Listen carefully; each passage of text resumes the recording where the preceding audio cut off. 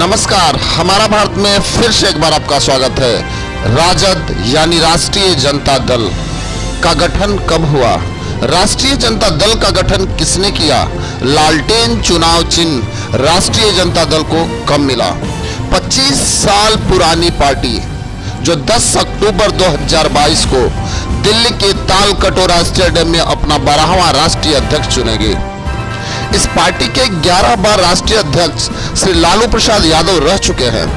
आज आपको बताऊंगा कि कैसे और किस कारणवश श्री लालू प्रसाद यादव ने इस पार्टी का गठन किया और गरीबों के मसीहा कहे गए। 11 जून सन 1948 को बिहार के जिला गोपालगंज में गांव फुलवरिया पिता कुंदन राय और माता मराचिया देवी के घर जन्मे श्री लालू प्रसाद यादव अपने भाई बहनों में दूसरे नंबर के संतान हैं। होनहार बिरवान के होत चिकने पात, ये कहावत श्री लालू प्रसाद यादव पे सही बैठती है। सन 1970 में पटना यूनिवर्सिटी में महासचिव के लिए इन्होंने नामांकन किया और पहली ही बार में जीत भी गए।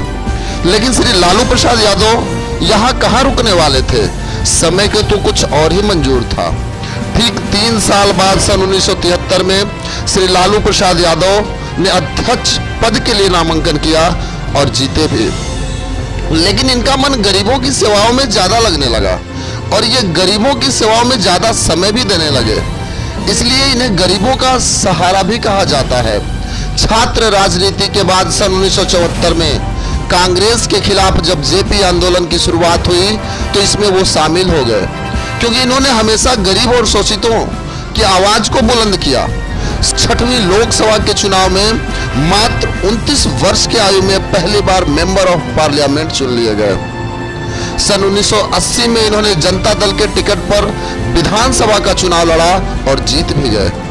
फिर 1985 का वो समय आया जब बिहार की राजनीति में लालू प्रसाद यादव एक बड़ा नाम बन चुके थे। यह गरीब शोषितों की आवाज बन गए। इसी समय बिहार के राजनीति में के बड़े पर्दे पे इनकी एंट्री हुई और ये नेता विपक्ष चुन लिए गए। समय कुछ बीता। सन 1990 में बिहार के अंदर जनता दल बीजेपी के सहयोग से बहुमत में आई और केंद्र में भी जनता दल की सरकार बीजेपी के सहयोग से ही चल रही थी और उस समय के प्रधानमंत्री बीपी सिंह थे। बीपी सिंह चाहते थे कि बिहार की कुर्सी रामसुंदर दास को मिले, लेकिन उस समय के बड़े कद्दावर नेता चंद्रशेखर सिंह चाहते थे कि बिहार की गद्दी रघुनाथ झा को मिले और दोनों के तानातानी में बिहार की गद्दी फंसी हुई थी। हाईकमान को यह समझ में नहीं आ रहा था कि आखिर में बिहार की गद्दी दी किसको जाए।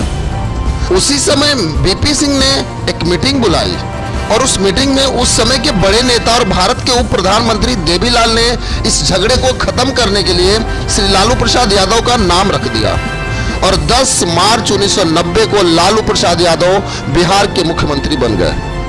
मुख्यमंत्री बनने के बाद श्री लालू प्रसाद यादव गरीबों के मसीहा बन गए।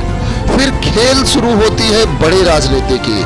कई बड़े नेताओं को लालू प्रसाद यादव का बढ़ता हुआ कद अच्छा नहीं लग रहा था, लेकिन तब तक श्री लालू प्रसाद यादव एक राजनीति का बड़ा नाम बन चुके थे। इनके इर्द गिर्द बिहार की राजनीति घूमने लगी। 30 सितंबर 1990 को उस समय के बीजेपी के बड़े नेता श्री लाल कृष्ण आडवाणी का इन्होंने रथ भी रोक दिया। लालू प्रसाद यादव ने जब ये रथ रोका तो इस पे बीजेपी ने कड़ा रिएक्शन दिया और केंद्र में जनता दल के साथ चलने वाली सरकार को अपना समर्थन वापस ले लिया। केंद्र में तो जनता दल की सरकार गिर गई, लेकिन बिहार के वर्चस्व की लड़ाई में अपने विरोधियों को लालू प्रसाद यादव ने पछाड़ दिया और अपनी सरकार बचा ली। तब यह पूरे देश को लग गया कि लालू प्रसाद यादव एक ऐसा नाम बन चुके हैं जिसको हराना मुश्किल ही नहीं नामुमकिन है। और पूरे 5 साल चलाया। सन 1995 के बिहार विधानसभा चुनाव में 78.2% वोट लालू प्रसाद यादव के नाम पे मिला, जिसका परिणाम यह हुआ कि लालू प्रसाद यादव ने अपने दम पे बिहार के अंदर जनता दल की पूर्ण बहुमत में सरकार बना ली और फिर मुख्यमंत्री भी बन गए। इनकी राजनीति चमक को देख के दिल्ली तक हिल गई। तब उस समय के बड़े नेताओं ने एक योजना बनाई और इस राजनीतिक शेर को पिंजड़े में कैद करने के लिए योजना के तहत उस समय का बहुचर्चित घोटाला चारा घोटाला में इन्हें फंसा दिया गया। 4 जुलाई 1997 को उस समय के तत्कालीन प्रधानमंत्री इंद्र कुमार गुजराल ने एक मीटिंग बुलाई, जिसमें लालू प्रसाद यादव को भी बुलाया गया और इन्हें मुख्यमंत्री पद से इस्तीफा देने का दबाव बनाया जाने लगा। लेकिन लालू प्रसाद यादव अपनी राजनीतिक विरासत को बचाने के लिए 5 जुलाई 1997 को आरजेडी यानी राष्ट्रीय जनता दल का गठन कर दिया और 25 जुलाई 1997 को श्री लालू प्रसाद यादव ने अपनी पत्नी श्रीमती राबड़ी देवी को बिहार की पहला महिला मुख्यमंत्री बनाकर एक ऐसा इतिहास लिख दिया जो आजीवन याद रखा जाएगा। श्री लालू प्रसाद यादव को आप भी अपना सर्वश्रेष्ठ नेता मानते हैं तो इस वीडियो को इतना शेयर कीजिएगा कि लालटेन के बारे में पूरा देश जान सके। फिर मिलेंगे। जय हिंद।